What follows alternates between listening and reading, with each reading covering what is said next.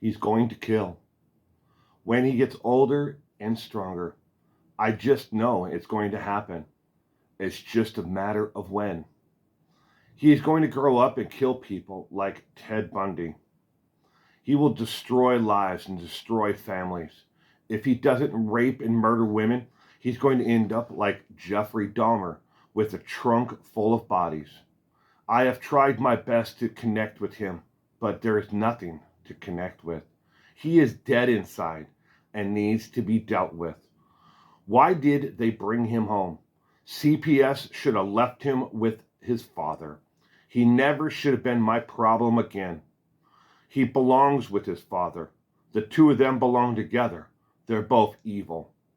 I'm not sure what to do any longer, but one thing is for sure. This has to be dealt with sooner than later. The following statement that I just read was a mother who was speaking about her 5-year-old son to another friend on Snapchat and on Facebook. She was telling her friend, who lives across the country from her, that her son was growing up to become a serial killer, that he was going to rape, murder women, and that he was dead inside, and he never should have been brought home by Child Protective Services to her home ever again, that he was dead just like his father inside. That is how this woman, Danielle DeFanis, described her 5-year-old little boy and what she would do, not that day, but weeks later, with no one intervening at all. Not the friend, not Child Protective Services, no one, and all the people, the school, no one intervened to stop what was going to happen there shortly thereafter. Danielle DeFanis has been indicted on multiple charges in connection with the death of her son, 5-year-old Elijah Lewis, who she allegedly said was going to grow up to be the next Ted Bundy or Jeffrey Dahmer. On April 15th, 2022, the Hillsborough County Grand Jury in New Hampshire, Southern District, returned indictments charging Danielle DeFanis with one count of first-degree murder for purposely causing the death of Elijah Lewis, one count of second-degree murder causing the death of Elijah Lewis recklessly with extreme indifference to value of human life, 3 counts of tampering with the witness, in the New Hampshire Attorney General John M. Formolo announced this past Monday. DeFanis, 35, is currently being held without bail, and an arraignment is set to be scheduled in Hillsborough County Superior Court. Lewis' remains were found buried in a shallow grave in a wooded area of Amos Now State Park in Abington, Massachusetts, in late October after he was reported missing by the New Hampshire State Department of Children, Youth and Family about a week prior.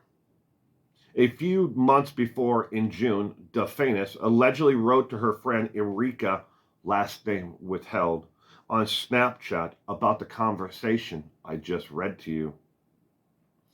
In addition, she wrote the following on Facebook. "It's so sad, but I have no connection with this child," she said. "His father took him at the age of 1 and never returned him until May of 2020. He's been getting worse and worse. I want him gone. I can't handle him anymore." The friend never reported any of this conversation to the authorities, to anyone at all. She kept it just to herself. DeFanis and her boyfriend Joseph Staff were arrested on October 18th in New York City on warrants of witness tampering and child endangerment. Authorities said that the couple was accused of asking individuals to lie about Lewis's living standards, where his living situation was, and the Child Protective Services workers were also looking for the child. An autopsy released by the New Hampshire Attorney General's office in November said Lewis died of homicide caused by neglect, malnourishment, fentanyl poisoning, and violence revealed by facial and scalp injuries. Delphinus' lawyer did not immediately return requests for comment to the Associated Press. It's not also immediately clear if staff has retained legal representation on his behalf. If you suspect child abuse, call the following: 1-800-4-A-CHILD or 1-800-422-4453. Or you can go to www.childhelp, all one word, no space, .org. You can remain anonymous.